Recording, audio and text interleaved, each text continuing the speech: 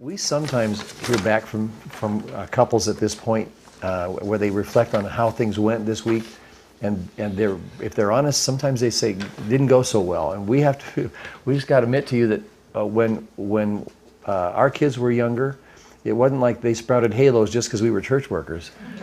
In fact, when Francie asked me this morning, hey, are you going to do that videotaping thing tonight about family devotions? And I said, yeah. And she said, you're not going to talk about ours, are you?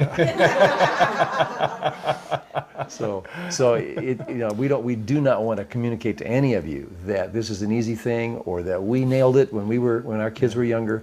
Yeah. We're in it together, and we're here to encourage each other. So, that's wonderful. Legacy point one now for tonight is teach servanthood by example. Children learn to serve in basically two ways. One, by watching someone serve, and two, by serving. That's it. Those are the two main ways. So as we start this section about teaching your kids to serve, reflect on your own background. Who in your childhood was someone that you saw serve and then kind of inspired you to where you probably are now using them as a model? And Roger, you're smiling. Yeah, I can think of someone. I bet probably a lot of you also think of, I think of my mom. And I can remember in first grade, my mom did Braille for the blind, and she had this little punch thing, and I'm sitting on her card table, boom, boom, boom, boom, boom, boom, boom, boom, boom, boom, boom. I can still hear it. And she would do it for a couple hours, and it intrigued me. And she let me feel it after it was all raised up, and it got me to imagine what it was like for the blind people someplace that she was helping.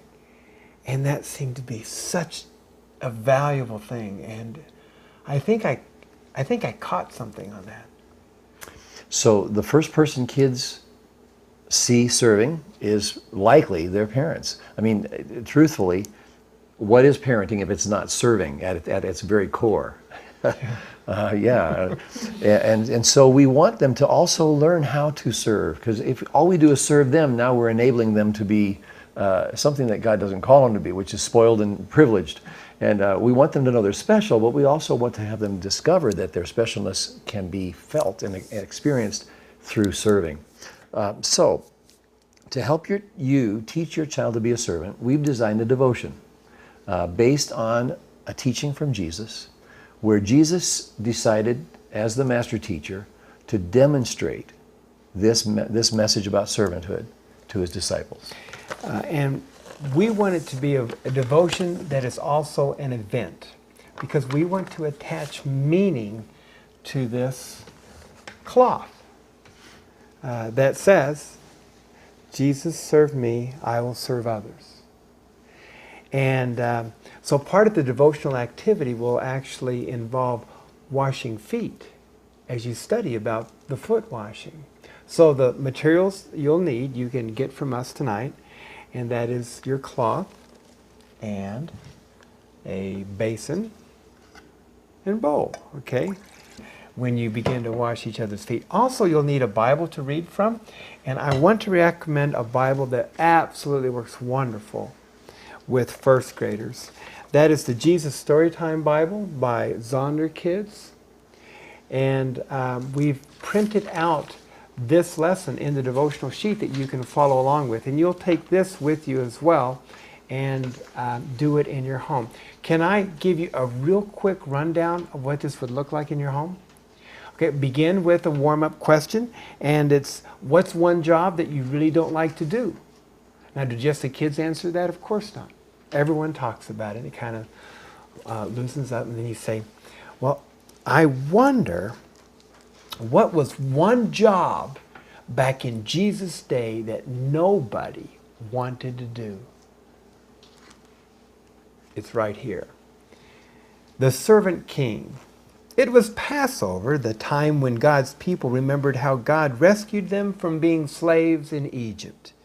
Every year they killed a lamb and ate it. The lamb died instead of us, they would say. But this Passover, God was getting ready for even a greater rescue. Jesus and his friends were having the Passover meal together in an upstairs room. But Jesus' friends were arguing. What about? They were arguing about stinky feet. Stinky feet? Yes, that's right. Stinky feet. Now, the thing about feet back then was that people didn't wear shoes, only they wore sandals, which might not sound unusual, except that the streets in those days were dirty. And I don't mean just dirty, I mean really stinky dirty. With all those cows and horses and everywhere, you can imagine the stuff on the street, and it ended up on their feet. So anyway, someone had to wash away the dirt, and it was a dreadful job. Who on earth would ever dream of volunteering to do it? Only the lowliest servant. Well, I'm not the servant, Peter said. Nor am I, said Matthew. Quietly, Jesus got up from the table, took off his robe, picked up a basin of water, and knelt down and started to wash his disciples' feet. You can't, Peter said. He didn't understand about Jesus being the servant king. If you don't let me wash away the dirt, Peter, Jesus said, you can't be close to me. Well, Jesus knew that what people needed most was to be clean on the inside. All the dirt on their feet was nothing compared to the sin in their hearts. Then wash me, Lord, Peter said, tears filling his eyes, all of me. One by one, Jesus washed everyone's feet. I'm doing this because I love you, Jesus explained. Do this for each other. You've just read the story together. Also, with a first grader, it's fun to have them right next to you so they can follow along with the words and you can point to it. And then you ask some questions. I'm not going to go through all of them here, but they're very simple questions. What's the one job no one wanted to do? They can recall that easily. But then some other deeper thinking ones, like, why do you think it seemed wrong to Peter for Jesus to wash his feet? Anyway, after that, you do the foot washing. And all members of the family get to participate. And everyone takes turn washing another person's feet. But when you do, you say this, I want you to imagine that it's Jesus who's washing your feet. And let them take time to let it sink in. Now, is this going to be a silly activity? I certainly hope so, because it's going to seem kind of weird. But that's okay. Let it be natural. Let it be fun. It'll be then a chance to talk about, after you hold this towel up, and it has the water on it, and everyone's done it, then you can talk about what are some of the ways that Jesus served you. Well, you can talk about, let the children talk. And of course it's going to come out that Jesus gave his life for me. And that needs to come out. But Jesus also, through him, God has given us many blessings. We can count the blessings of our family and all of our provision as well. Then talk about what are some things that you can do to serve others. It won't be washing their feet, but what are other ways that you could help? And let the kids talk. Conclude with prayer. You finish that devotion.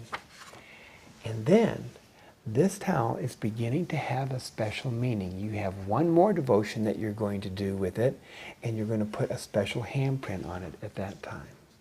Okay? So, Jesus demonstrated that learning to serve is really something that's more caught than taught. So talk about it now in your groups. How do you think this devotion will work in your family? If you have some questions about it, share some of those with each other. And then, if you have time, talk about this question. Who in your childhood was someone that you learned to serve by watching them serve, or maybe even served alongside them? We'll see you back here in a few minutes.